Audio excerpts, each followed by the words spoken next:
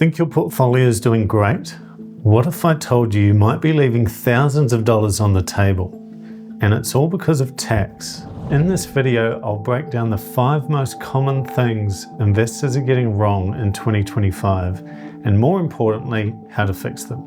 As the founder of Navexa, I've seen thousands of investors make these mistakes, and that's exactly why I've made this video today to help you avoid them. Mistake number 1 is investors selling too soon and missing out on the CGT concession discount. If you're unaware, here in Australia, you actually get a discount off your capital gains if you hold the shares for longer than 12 months. One of the biggest timing mistakes I see investors make is not timing the market when to buy, but it's the fact they miss time when they sell something. Let's have a look at an example. If we bought some shares for $10,000 and later sold those shares for $40,000, we made a $30,000 capital gain. Now let's assume we made that 18 months after we bought them. That $30,000 capital gain then gets cut in half by 50% and makes it a $15,000 capital gain instead. If we take a rough equation of paying a third in tax, that means from that $15,000 we would pay roughly $5,000 in tax. But let's say we made that same trade, we bought it for $10,000, sold it for $40,000, but we did that 6 months after buying. Now we get taxed on that full $30,000 capital gain, which again, if we take a third of that, assuming it's tax, that becomes a $10,000 tax bill versus the $5,000 tax bill for holding it longer than 12 months. Now, the thing that trips investors up all the time on this is they simply forget when they bought something. And it gets even more complicated when you've bought into the same stock a few times. So let's say you were dollar cost averaging, or you had DRP turned on, which created a whole lot more parcels of shares. Investors are simply losing track of which parcel they're selling and how long they've held it for. So the way to avoid this mistake is by checking when you bought it and factoring that into the decision on whether you should sell it or not. Mistake number 2 is ignoring franking credits on dividends. Dividends here in Australia are more than just the cash that hits your bank account, the net dividend. Companies pay tax on their profits. They give you a credit because they've already paid the tax, and then that gives you a tax credit when filing your own tax return. If you don't take advantage of the credit, you end up paying tax again on money that's already been taxed.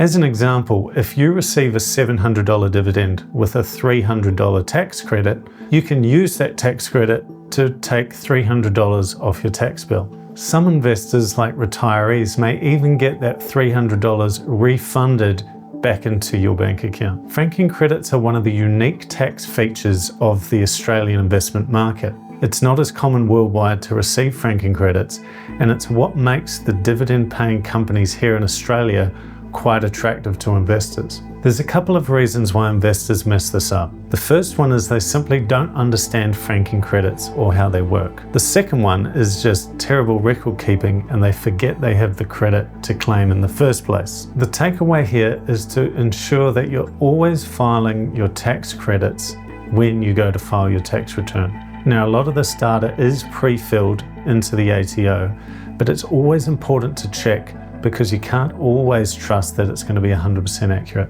Mistake number 3 is not using tax loss harvesting. Now, tax loss harvesting actually gets a bit of a bad rap because people confuse it with wash selling. Now, wash selling is when you sell something for a capital loss and then you quickly buy back in. That's illegal here in Australia and most places around the world. Whereas tax loss harvesting is about strategically selling some of the losers in your portfolio to offset some of the winners. Now, here in Australia, the tax system allows you to offset a capital gain with a capital loss. So as an example, let's say we had a $5,000 capital gain when we sold stock A. Now we're coming up to May or June, and before the end of the financial year, we would like to try and reduce that capital gain. So what we do is we end up selling stock B at a capital loss. Let's say that was a $3,000 capital loss. We can now offset $3,000 worth of that $5,000 and it leaves us with only a $2,000 capital gain. So in doing that, it meant we got rid of one of the losers in our portfolio.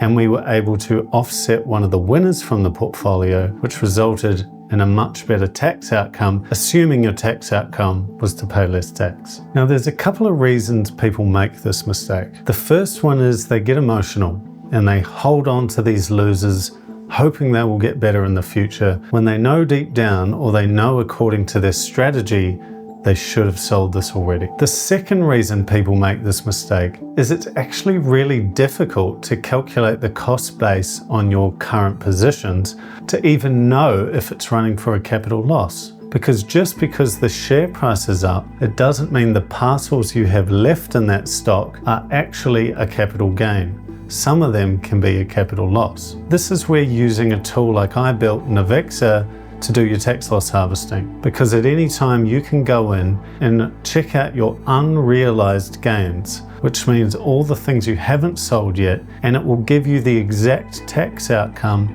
of if you made a particular trade on a particular stock, whether it would be a gain or a loss, and exactly what the amount would be. So it means when you're coming to the end of financial year, you can actually look in your portfolio and find those losers that you might want to get rid of, and then decide if selling them and realizing that loss is something you want to do to offset any capital gains you might have.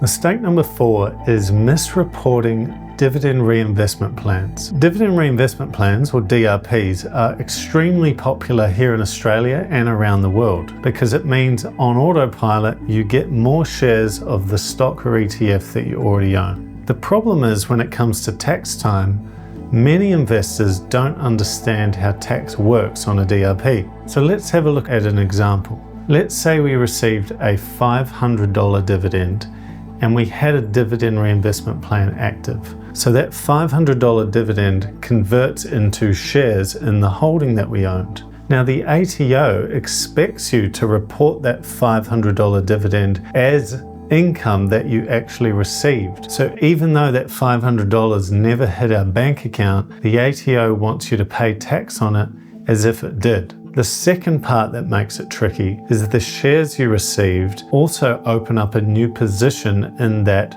holding. So it means when we go to sell some of that stock in the future, you need to be calculating your cost base for that $500 worth of shares based off what the price was that the dividend reinvestment plan used to convert the $500 into shares. The reason people get tripped up on this is because A, ignorance, they just don't know that's how the tax system works, but B, it's very difficult to keep the records showing which dividend converted into which parcel of stocks at which price. It gets very confusing. So the takeaway for this mistake is dividend reinvestment plans, or DRPs, are fantastic, but they do add a lot of admin work to your plate. Mistake number 5 is failing to keep accurate records. Now, if you've been paying attention, mistake number 5 is related to all the other 4 mistakes.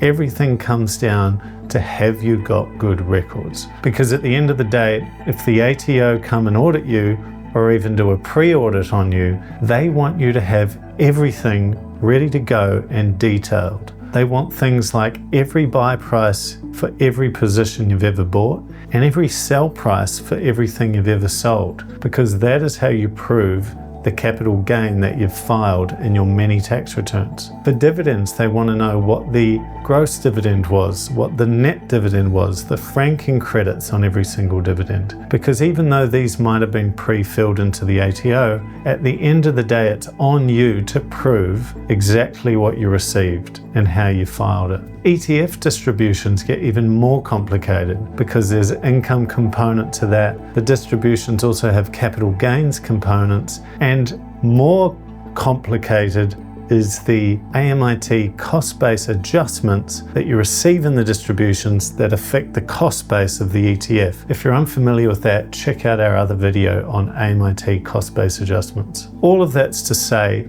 you need to have perfect records for if the ATO ever needs it. Being the founder of Navexa and running the support desk for Navexa for many years, I've seen hundreds of investors get caught out when the ATO comes and asks a question and they spend weeks trying to find a particular contract note to prove the buy price or the sell price of a trade that they made. Whether you've just started investing or you've been investing for a long time, it's never too late to start keeping good records. What's important is that you start now. So to recap, there's 5 mistakes you need to avoid.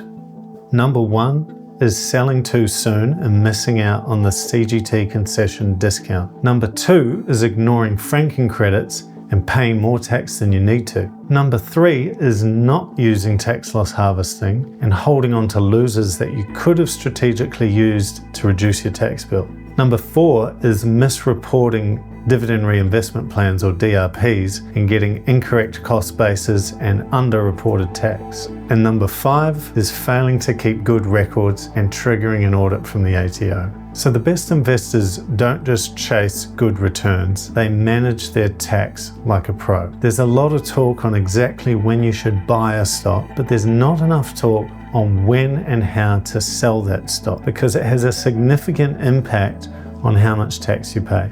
And avoiding these mistakes could literally save you thousands, if not tens of thousands of dollars over the lifetime of your investment portfolio. If you want to simplify all this, check out Navexa, which does all the tracking, reporting, and record keeping for you automatically. Link in the description.